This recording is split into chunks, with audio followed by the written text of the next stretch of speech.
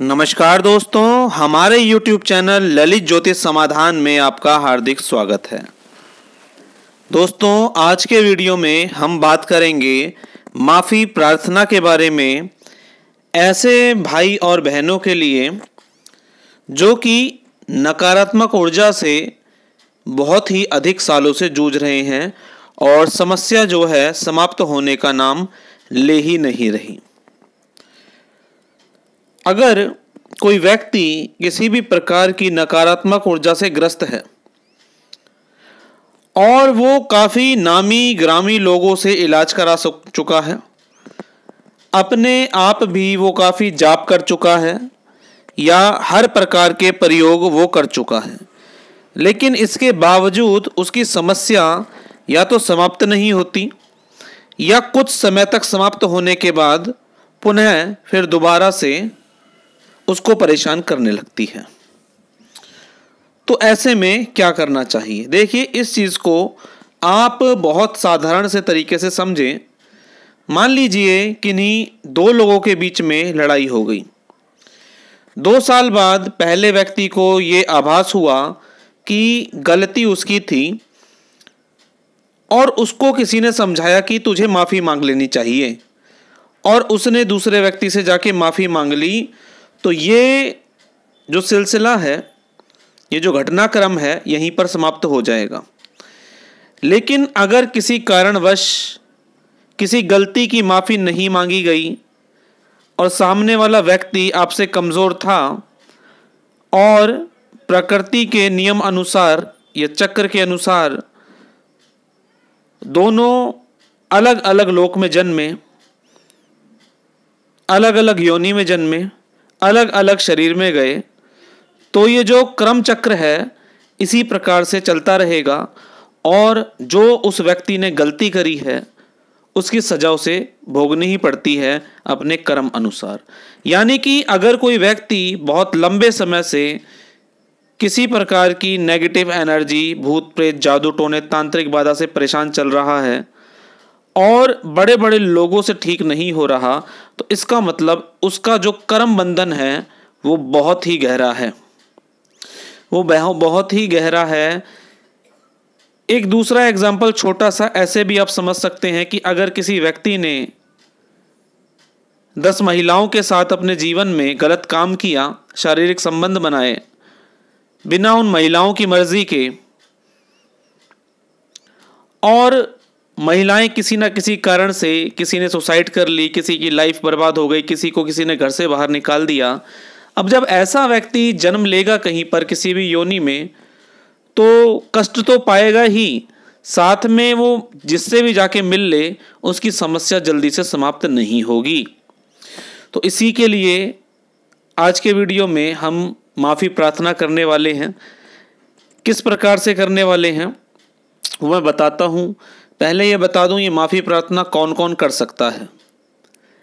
ऐसे भाई बहन जिन्हें नकारात्मक ऊर्जा की समस्या है, कितने सालों से उन्हें भी नहीं पता, बहुत साल हो गए हैं। ऐसे भाई बहन जिनको कोई ऐसा रोग लग गया है जो लाइलाज हो गया है, या कोई ऐसा रोग लग गया है जो किसी डिक्शनरी में नहीं है, डॉक्टर जानते ही नहीं कि ये रोग क्या है और उसमें एक रिसर्च चल रही है, मतलब वो आदमी एक रिसर्च का टॉपिक बन जाता है अपने आप। और ऐसे भाई बहन जिनके सभी रिश्ते नाते समाप्त होते जा रहे हैं, उन सभी के लिए ये प्रार्थना वरदान सिद्ध होगी। प्रार्थना करनी कैसे है, जो मैं बोल के दिखाऊंगा आप पीछे पीछे रिपीट कर सकते हैं। इसमें कोई रॉकेट साइंस नहीं है, अपने शब्दों में भी इसे बोल सकते हैं। बस कुछ जो चीज़ें हैं वो बोलनी है। आपके जो भी इष्ट देव हैं, चाहे आप हनुमान जी को मानते हैं, गणेश जी को मानते हैं, शंकर जी को मानते हैं, उन्हें आपको साक्षी रखना है। अगर कोई मुस्लिम भाई बहन है तो वो अगर किसी दरगाह को, पीर को या डायरेक्ट अल्लाह को मानता है तो उनको साक्षी रखना है। किसी भी धर्म के भाई बहन हो, वो अपने भगवान को साक्षी मानकर ये प्रार्थना कर सकते हैं। मैं हनुमान जी को साक्षी मानकर ये प्रार्थना आपको बताना चाहूँगा। हनुमान जी की जगह आप अपने इष्ट देव का नाम लगा सकते हैं, अपने भगवान का, गॉड का नाम लगा सकते हैं। तो प्रार्थना इस प्रकार से है, हे हनुमान जी महाराज, मैं आपको साक्षी मानकर यह कहना चाहता हूँ या कहना चाहती हूँ कि मैंने जाने अनजाने में इस जन्म में या अपने पिछले किसी भी जन्म में, किसी भी योनि में, किसी भी आत्मा का दिल दुखाया हो, किसी का अपमान किया हो, किसी को कष्ट दिया हो या किसी का किसी भी प्रकार से बुरा किया हो, तो हे हनुमान जी महाराज, हे बजरंगबली, मैं आपको साक्षी मानकर उन सभी आत्माओं से जो इस लोक में हैं या किसी और लोक में हैं, अपने दोनों हाथ जोड़कर उन सभी से माफ़ी मांगता हूँ या माफ़ी मांगती हूँ। मैं ये क्षमा याचना करता हूँ कि वो सभी मुझे माफ़ कर दें। हे हनुमान जी महाराज, मेरा जीवन अंधकार में है, आप मेरा मार्गदर्शन करें। अब मैं ऐसा पूरा प्रयास करूँगा कि अपने इस जीवन में मैं इस प्रकार की किसी भी गलती को ना दोहराऊं, सबके प्रति अच्छी भावना रखूं और सबका भला करने की समझ आप मुझे दीजिए। हे वीर बजरंगबली, आप मेरा मार्गदर्शन करें। हे प्रभु, आप मेरा मार्गदर्शन करें। तो ये थी माफ़ी प्रार्थना जो आपको बोलनी है। आप लिख कर रख लें, अपने शब्दों में बोल सकते हैं। कुछ चीज़ें हैं जैसे कि आपको साक्षी मानकर ये शब्द बोलना ही बोलना है। जाने अनजाने में हुई गलती, ये शब्द ज़रूर बोलना है। और उन सभी आत्माओं से जो इस लोक में हैं अथवा किसी और लोक में हैं, ये जो 3 लाइनें हैं ये अपनी प्रार्थना में ज़रूर ऐड करें। अथवा जैसा मैंने बोला है वैसा भी बोल सकते हैं और अपने इष्ट देव को आप साक्षी मानें। सुबह उठने के बाद और रात को सोने से पहले ये प्रार्थना ज़रूर करें। कुछ ही दिन में आप देखेंगे कि आप जो प्रयोग कर रहे थे नकारात्मक ऊर्जा के लिए या किसी रोग को समाप्त करने के लिए, वो प्रभावी होने लगेंगे।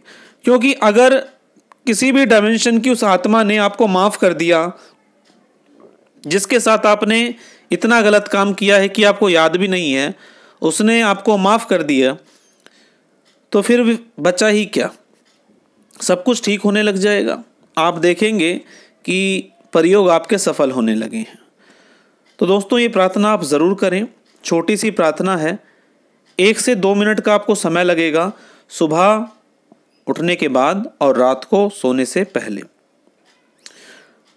तो दोस्तों, ये जो प्रार्थना है इसे आप अपने दोस्तों और रिश्तेदारों तक पहुंचाइए ताकि वो भी इस तरह की प्रार्थना का लाभ उठा सकें। दोस्तों, अगर आप हमारे चैनल ललित ज्योतिष समाधान पर पहली बार आए हैं तो चैनल को सब्सक्राइब कर लें ताकि आने वाली वीडियो आपको सबसे पहले मिल सके, और बेल का नोटिफिकेशन भी दबा लें ताकि नोटिफिकेशन आपके पास सबसे पहले आ जाए। तो चलिए दोस्तों, आज के वीडियो में बस इतना ही। मिलेंगे इसी तरह की जानकारी के साथ आपसे अपने अगले वीडियो में। तब तक के लिए जय श्री राम।